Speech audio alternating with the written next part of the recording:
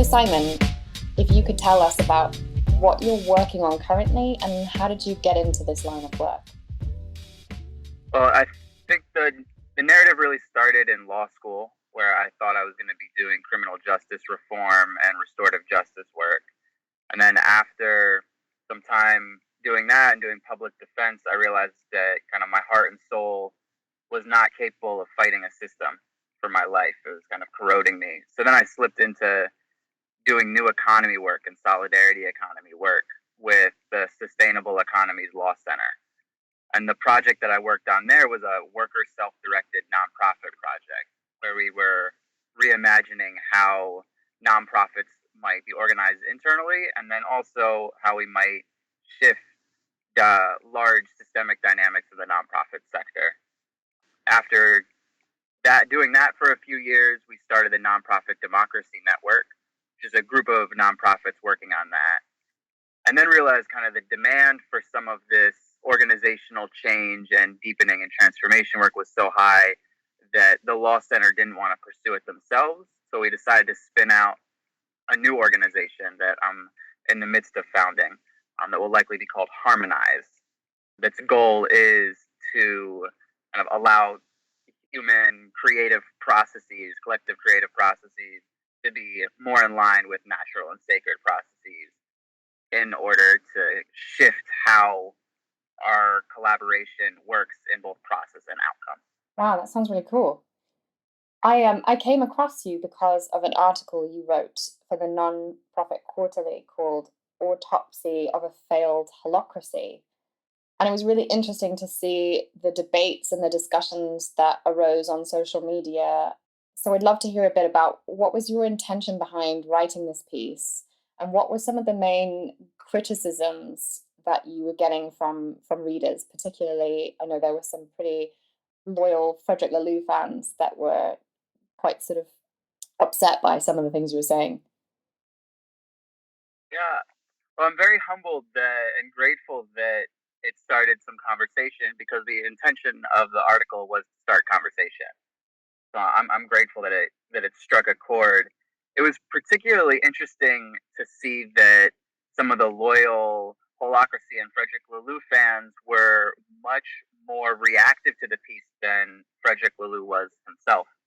The point that I was trying to make with the article was that holacracy and other strategies of self-management that focus primarily on formal power dynamics aren't sufficient to fully transform all of the dynamics at play in a workplace to make it one where people can be full and liberated and work toward the best parts of humanity. And I was making the point that a lot of what the organizational change and transformation community doing isn't enough to get what we really want done. And I think that many people were frustrated to hear that, and also challenged by the fact that some of the things that I think are required, specifically things about trauma, identity, and large economic systems, are things that are outside of the conversation that's currently taking place in a lot of organizational transformation. I think that's really interesting. And that was why I was really drawn to your piece and why I reached out to you, because for me, one of my discoveries has been that changing structures and processes in an organization, the same realization as you've just expressed, it isn't enough. That there's something deeper about how we relate to each other as human beings, how we communicate, who we're being in the context of working together, that isn't addressed by simply, overhauling the operating system of an organization. So what for you is the missing piece or pieces, in this new organization that you're creating, for example? How are you aiming to address this gap in the conversation? I think there's a few ways. The first way is to zoom out of the organization and look at the organization in the context of the economic ecosystem it lives in. And to be more practical about that, you can take an example like Monsanto. So if Monsanto totally rearranged all of its formal power dynamics to be a self-managing organization. And it was still a collective that was essentially organized to create profit for a small group of people by extracting value and resource from the earth in a way that was diminishing the earth's ability to support life. Then, even if the system was beautifully self-managed, it would still be a corrosive entity, both in terms of its relationship to the world, and then I believe that humans that work for a purpose that is essentially kind of destroying Earth's life support system is corrosive to the human experience there. So I think, and that's an extreme example, but I think we need to look at all of our organizations and the large structure of our economy and ask, are our organizations set up to extract wealth and resources in order to consolidate them in small groups of people?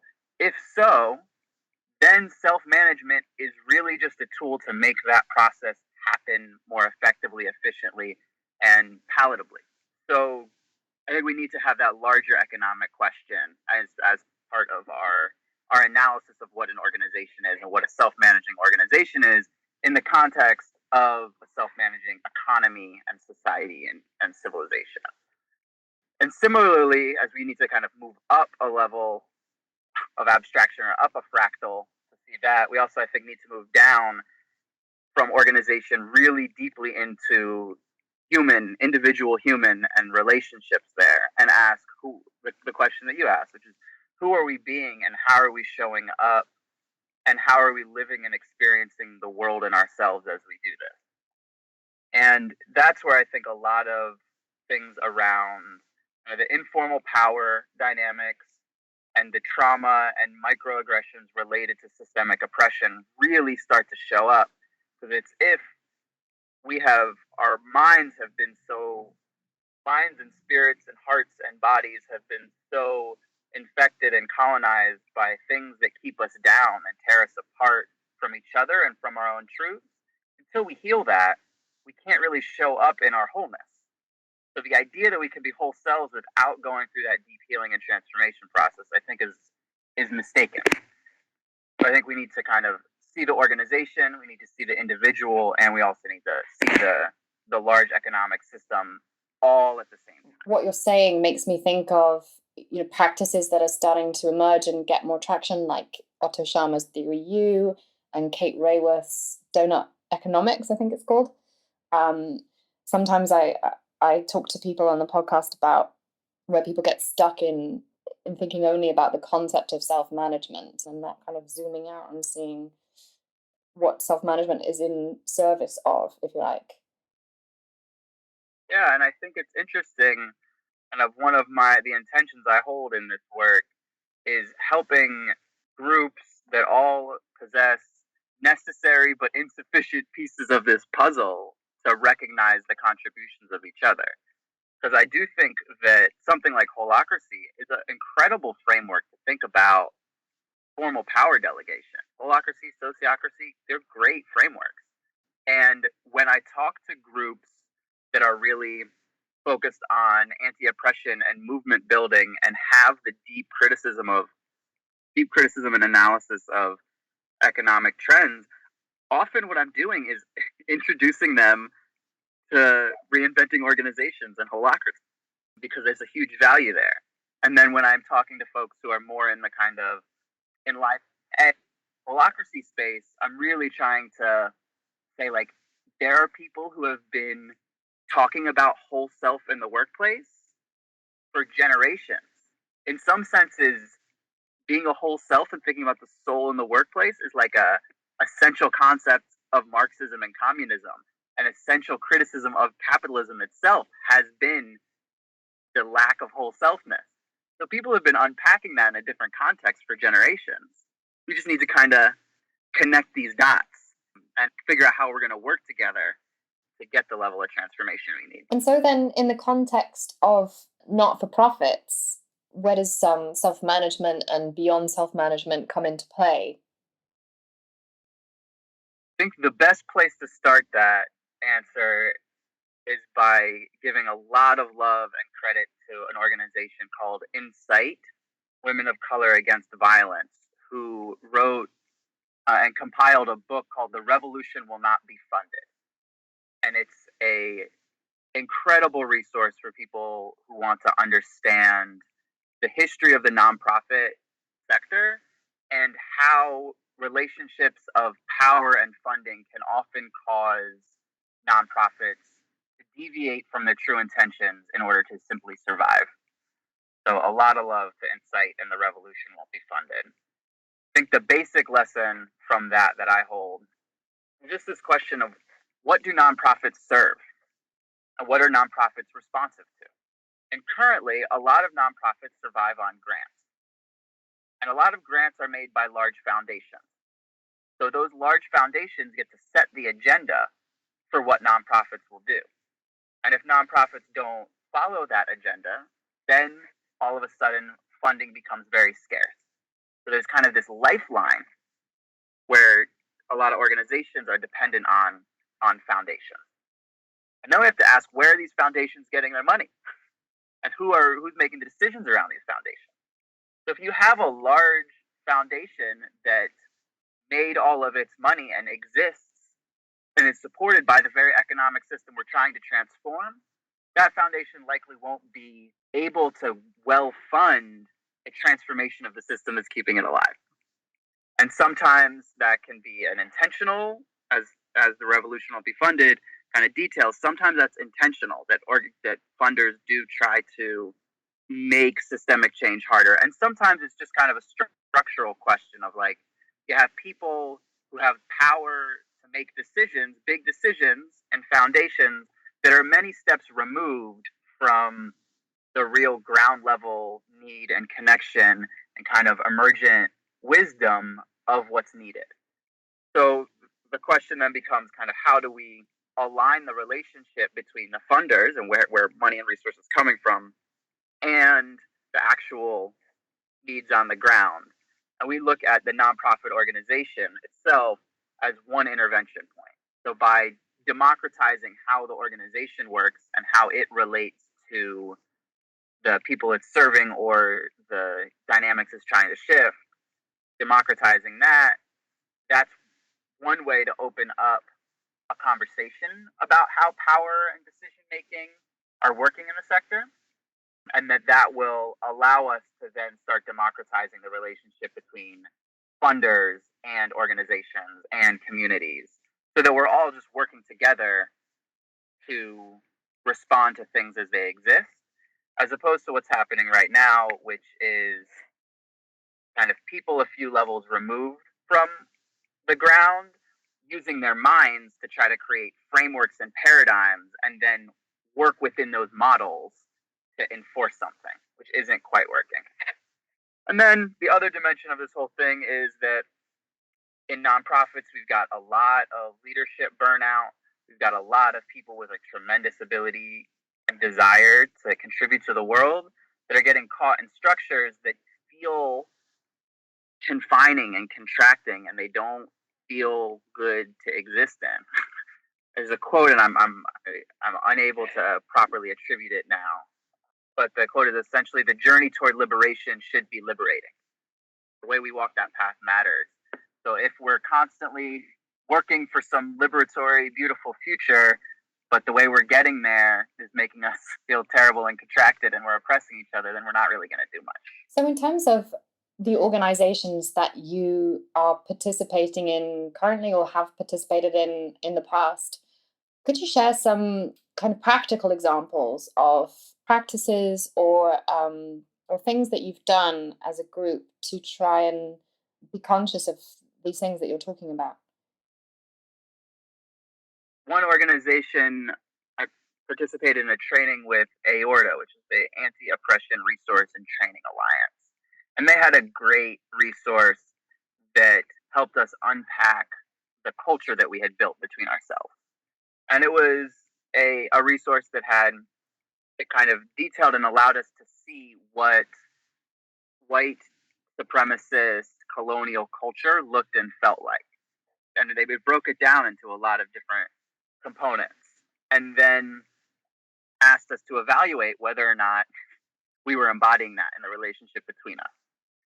And that was a really powerful exercise because first we started to see this kind of cultural norm that had imposed itself on and through us. And then we can reimagine it in our own interpersonal interactions. And then also, once we start seeing it in our own interpersonal interactions, we develop a better ability to see it out in the world as well. So our strategies and our organizing tactics then start to not only accomplish a different end, like we're not trying to just, create an organization or create a co-op or something like that. We're really trying to do the whole process in a way that's shifting a deep-seated cultural norm. And a good example of that would just be the privileging of linguistic expression, particularly the written word. In America in particular, right, you can get power by being an authoritative speaker and writer. There's lots of kinds of knowledge and wisdom and truths that are not best expressed in those formats. And even the ability to express well in those formats is often a function of someone's family wealth, right, that allow them access to education. So by tracking how the written word was showing up in our organization, we started to be able to track and influence how power and identity and wealth also was operating in our organization. So that's one practice. And I think that regular anti-oppression trainings are really essential to shift an organization and to develop good strategy. I think another one is, it's subtle but powerful, which is just really, really deep listening to each other. Spaces where you're not doing anything.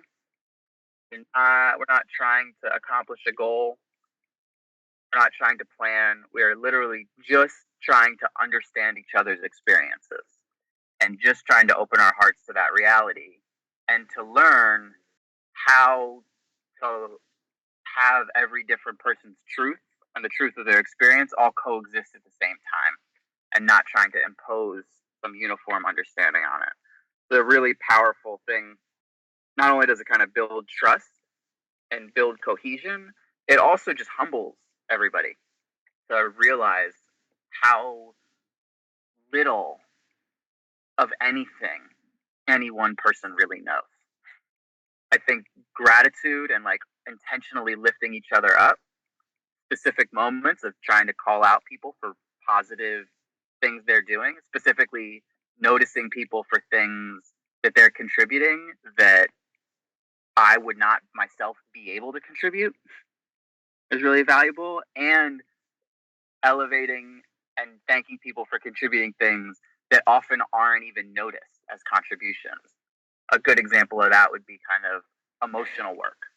So if somebody's kind of this emotional support person for many people in the organization, that's an essential component of working together that often it's labor that goes unpaid and unseen and often is done by women. And that contributes to another type of pay gap. So simply by noticing and speaking those things, you start to shift what's present in an organization.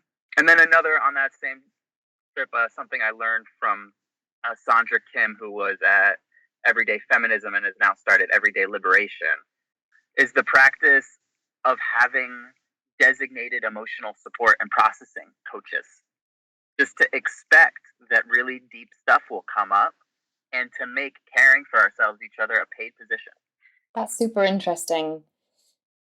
It makes me think, I've had conversations with so many people in nonprofits who have said the nonprofit world actually can be one of the most bureaucratic and hierarchical amongst all of the sectors. And it always strikes me that people are so much more likely to have a real connection to the purpose of the organization, that there's so much potential there. If you could liberate people from all of the things that are getting in the way for them to really live that purpose and to really bring their whole self to that, then it would free up just so much energy. Yeah, it would. That's the vision. That's the vision. I think it's interesting. There's some patterns I've noticed in it. One of the patterns I've noticed is that people who are starting nonprofits are often passionate, visionary people with real understanding of how societal dynamics are working. And that's a different skill set than the ability to create management systems and collaboration systems. And when they start into the nonprofit, they go into the nonprofit space with this vision. And then when they're forced to ask themselves, like, well, how am I going to manage and organize this thing? They go straight to kind of like some nonprofit best practices. But those nonprofit best practices tend to be mainstream business practices from 20 years ago of the system that they're trying to change. Right? And it doesn't really work.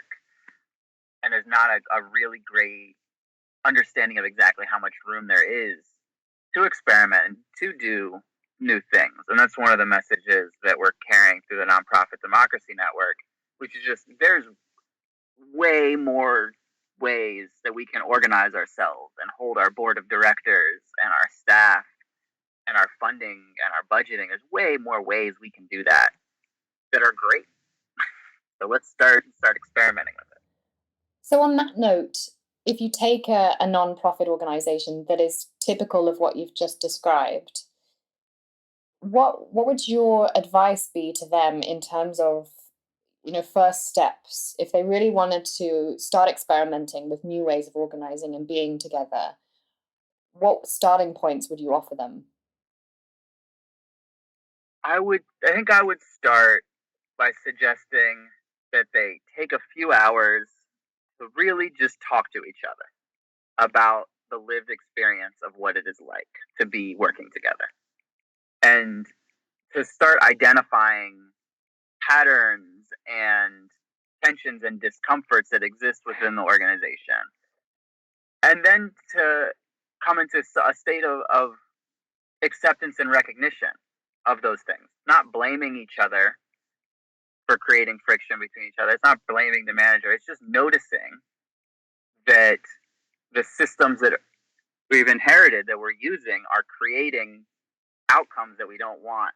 And we're directly experiencing and feeling those outcomes. And we're carrying that knowledge and that perception, that wisdom in our bodies.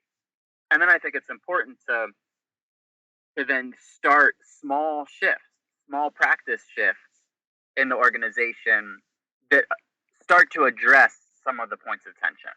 And having the larger big change grow out of small changes and small observations. And to live that question and live that experiment and constantly take small risks, work smaller edges, because not only does it, develop the organization's ability to strategize and plan together on this level, it also just starts to build trust. And a lot of what we need, I think, is trust and good conversations in order to make this work.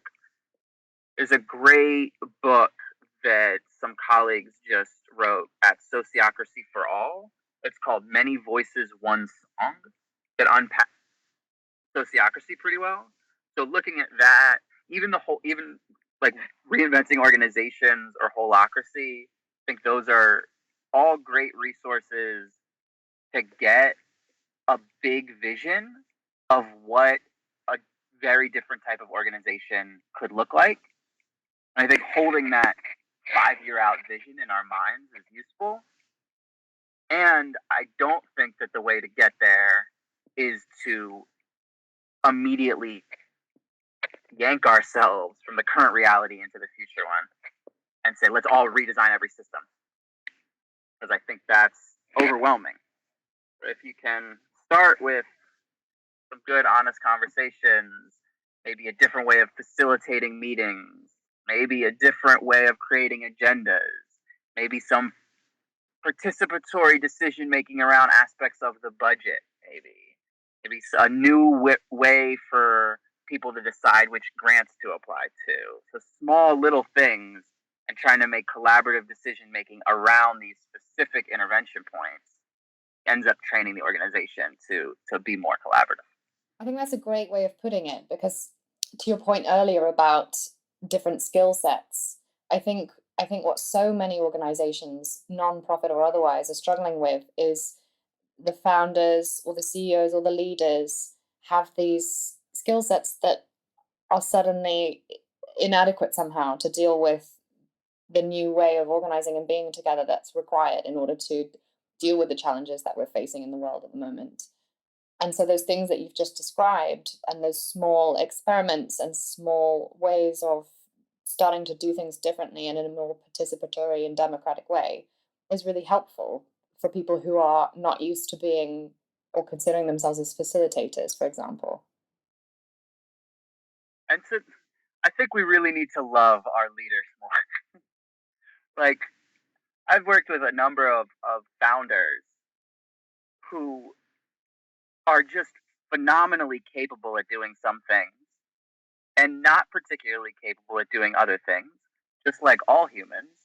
And then they're expected to do this huge amount of things and being able to hold this huge amount of complexity and work perfectly somehow.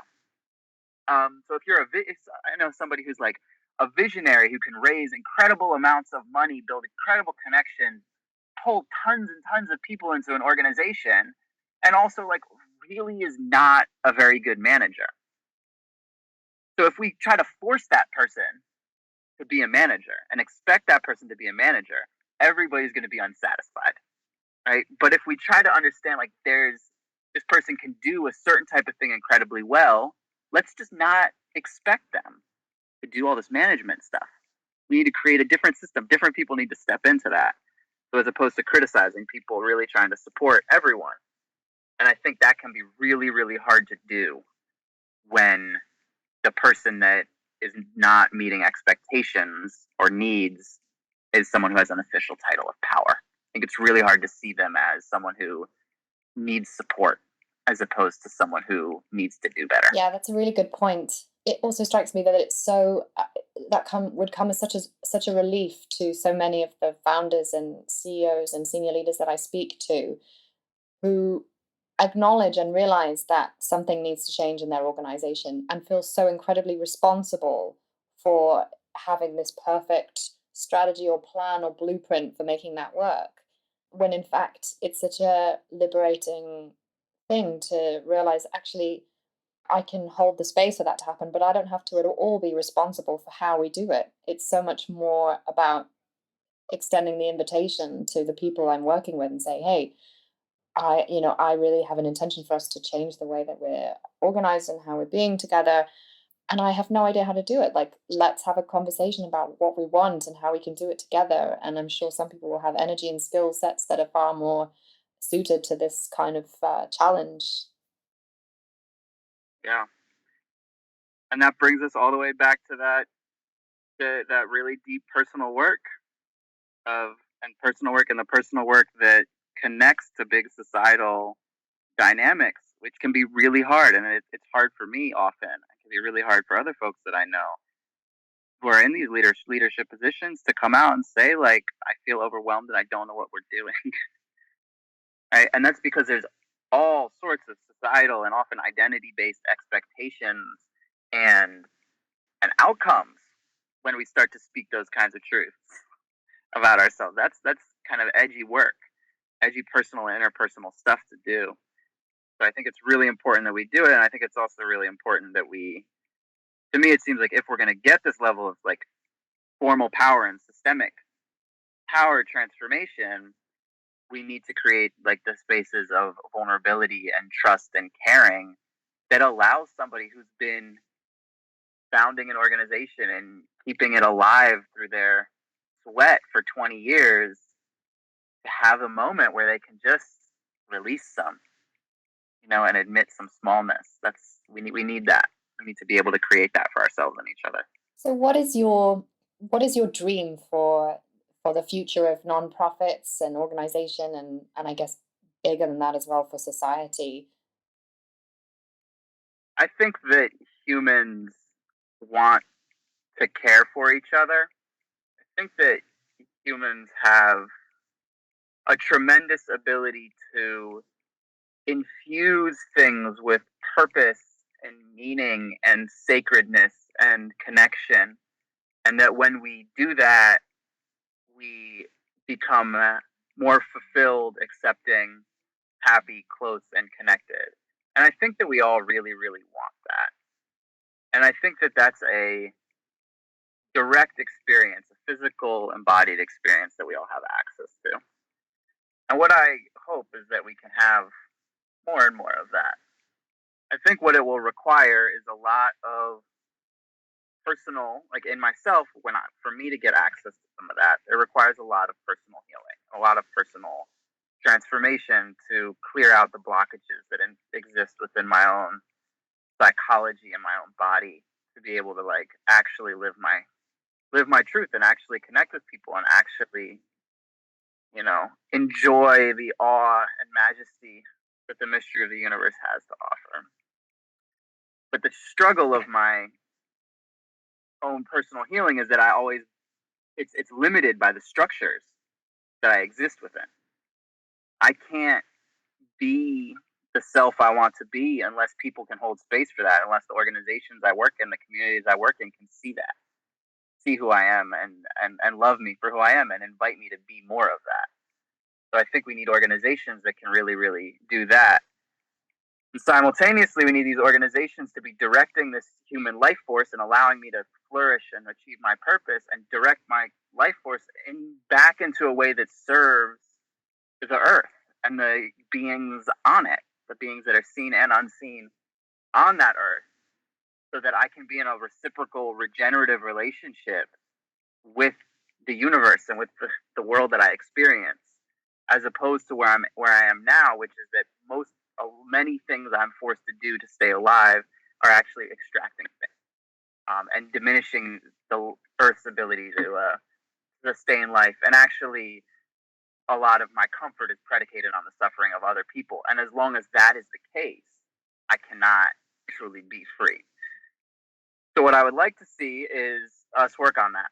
I'd like to see all of our organizations and all of our sectors really responsive to the needs of Earth and people, and really aligned with natural processes, really aligned with the sacredness that infuses the world, as opposed to aligned with a need or a desire for profit. In the nonprofit sector specifically, I think what we need is for organizations focus on becoming incubators of liberation within themselves. And I think we need to get in relationship with funders and sources of economic power that help us all understand the role that we have to play in the process of healing, liberation, and understand that our strategies need to be, as Adrienne Marie Brown puts it, they need to be emergent. They need to be growing from the realities, the embodied realities that exist in the world, as opposed to being imposed by ideas of people whose minds have been trained to think in particular ways. So I think in order to do that, what it really comes down to is we need to be thinking very critically about how power and how decision making works inside us as individuals, as groups, and as collectives.